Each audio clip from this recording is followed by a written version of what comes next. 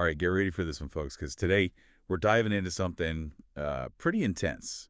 The world's scariest ski runs. Yeah. We've got rankings, descriptions, you name it, and we're going to try to figure out, like, what is it that makes these slopes so legendary, and maybe even which one is the most terrifying of them all. Scary. That's a tricky one, you know. What freaks one skier out might be another one's idea of pure fun. Today, we're going to break down what makes these runs so daunting. We'll talk about the technical stuff, yeah, but also the mental strength you need. Right, and for anyone listening who's like, wait, what's free riding? We got you covered. Basically, it's like going off trail, forging your own path. But we'll get into all that later. For now, let's start with a slope that's known for being ridiculously steep. The Harakiri. It's in Mayrhofen, Austria. Oh, the Harakiri. This one's a beast. It's got the title of the world's steepest groomed slope, 78% gradient. Whoa. Yeah, to put that in perspective, most black diamond runs, the tough ones you see at resorts, those top out around 40%. So are we talking like skiing down the side of a building here? No wonder they call it Harakiri. That's like Japanese for ritual suicide, right? You got it. It's not about cliffs or chutes like some of the other runs we'll talk about. The Harakiri, it messes with your head. That feeling of your skis wanting to take off on you, the ice crunching under your edges with every turn. I can imagine. It's all about control, trusting your technique. You know, I've always wondered, what's scarier? A sheer drop where you can see the consequences, or something like the Harakiri where it's the potential for speed and losing control that gets you? That's a good question.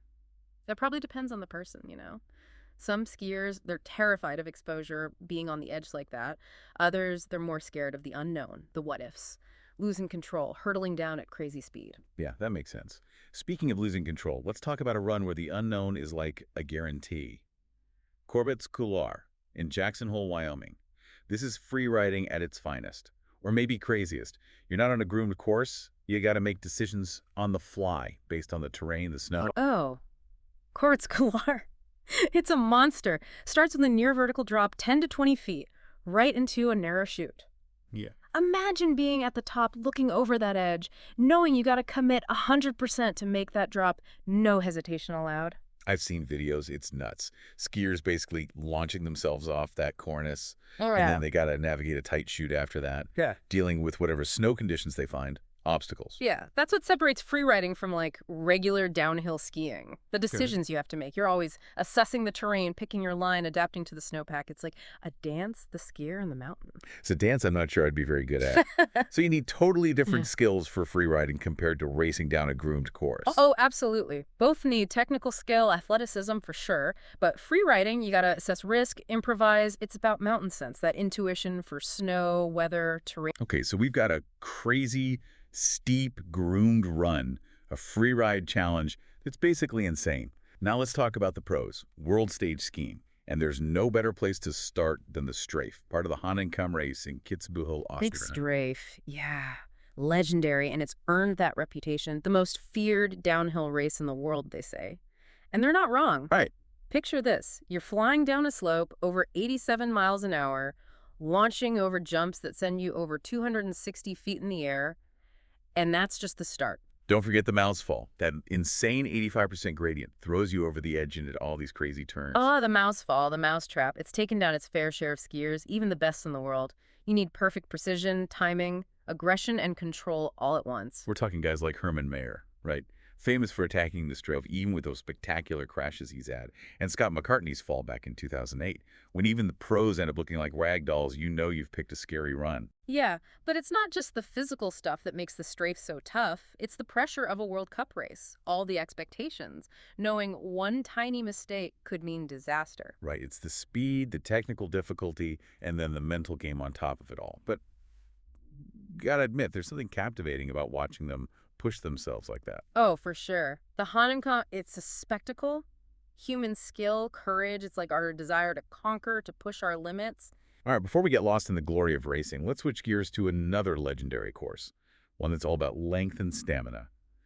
The Lauberhorn in Wengen, Switzerland. Oh yeah, the Lauberhorn. This one's a different kind of beast. Almost 3 miles long, the longest downhill race there is.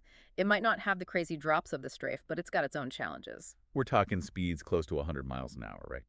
Insane G-forces. A course that demands endurance as much as technique. Exactly. It's a marathon, not a sprint. You got to stay focused, maintain your technique over this grueling course, battling fatigue, the pressure to keep the speed up. And then there's that Hundschopf jump, that narrow passage through the rocks. It's like the symbol of the Lauberhorn. Yeah, the Hundschopf, a real test of nerves. You got to get into that tight tuck, hold your balance as you shoot through this tiny opening with the rock face right there, inches away. So far, we've covered race courses that push skiers to their limits physically and mentally. But now, let's head back to free riding, where the stakes are even higher, I'd say, because you're choosing your own path, facing the unknown head-on. And when we talk about free riding, there's one place that really stands out, the Beck de Ross in Verbier, Switzerland. It's the grand finale of the Freeride World Tour, right? Basically a giant playground for the most hardcore skiers out there. Oh yeah, the Beck de Ross. Mhm. You're standing at the top, and it's not like a nice groomed run with flags telling you where to go. You see slopes steeper than most roofs, like 55 degrees or more. Cliffs, chutes, massive drops, it's all there. And the crazy thing is, you choose your own path through that madness. So it's not just about being a good skier, technically. You got to be part mountain climber, part daredevil, part strategist, all at once. Exactly. The Beck de Ross, it tests your mental strength like nothing else. You're always assessing the risk, making decisions in a split second based on the conditions, and somehow staying calm when a mistake could be, well, really bad. Like a high-stakes chess game, but on a mountain. What is it about free riding that draws people in? Seems like a whole different breed of skier compared to those who stick to the trails. It's about pushing the limits, Yeah. you know, seeing what's possible on skis, testing yourself against nature. And there's a creative side to it too. It's not just getting down the mountain, it's finding your own line, expressing your style, leaving your mark on the terrain. I get that. It sounds pretty amazing, actually. But let's step back for a second and think about toughest in a bigger sense. Our sources asked a good question. Is there something even more challenging than the Streif or the Beck de Ross? Something that takes us beyond just ski runs? There is. We're talking extreme mountain descents. Peaks like the Eiger's West Face, Denali's Mesner Couloir, Mont Blanc's Mallory Couloir. These aren't just runs, they're full-on adventures.